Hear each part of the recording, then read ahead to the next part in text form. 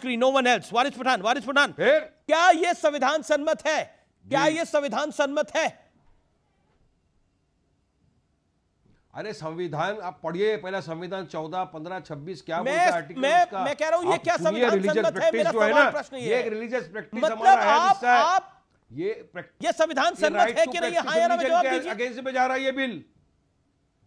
अरे क्या आप तो पहले सवाल तो करिए बराबर का, आपका सवाल में ही गड़बड़बाजी है। सवाल क्या है आपका? ये संविधान सम्मत है वक्फ बोर्ड? असंवैधानिक है मैं बोल रहा हूं। ये संविधान सम्मत है वक्फ बोर्ड? ये वायलेशन है। वक्फ बोर्ड संविधान के दायरे के अंदर ही चलता है। वक्फ बोर्ड के जो मेंबर है स्टेट गवर्नमेंट अपॉइंट करती है। स्टेट गवर्नमेंट में काफी जगह पे बीजेपी की सरकार है, जो मेंबर अपॉइंट किए गए हैं वो स्टेट गवर्नमेंट की जगह स्टेट गवर्नमेंट ने अपॉइंट किए। और यूपी के अंदर आज भी जो संविधान सम्मत है, ये उनकी संविधान में सबको बराबरी का अधिकार है, लेकिन आप उसके अंदर चाहते हैं कि एक स्पेशल ट्रीटमेंट मिले, वक्फ को एक स्पेशल ट्रीटमेंट हो, जो किसी की जमीन पर, किसी के मकान पर, किसी की दुकान पर अपना हक ऑलरेडी उसका स्पेशल एक्ट है, बेशुदा जता सके और उसके बाद निर्णय भी हम ही ले कि वो ठीक है कि नहीं है। ओके, रिजवान अहमद शहजाद कुछ कहना चाहते हैं?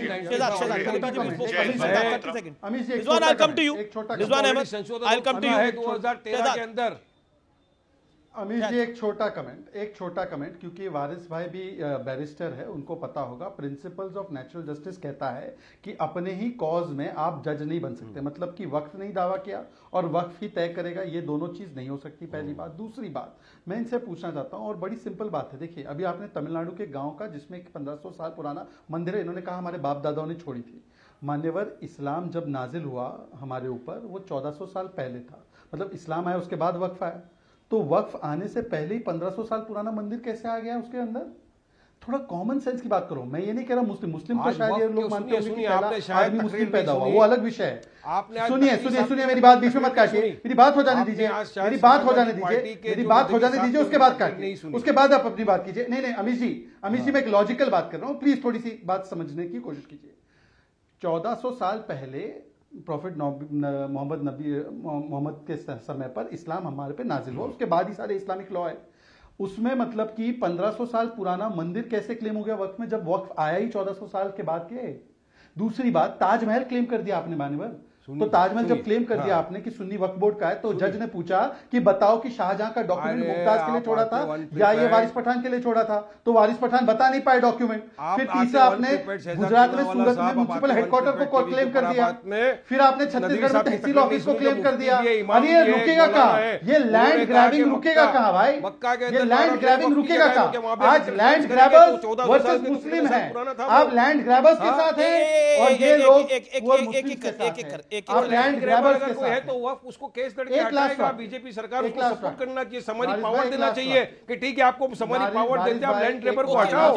मुझे जमीनों के ऊपर तो एक एक करके सबका रुख करना पड़ेगा।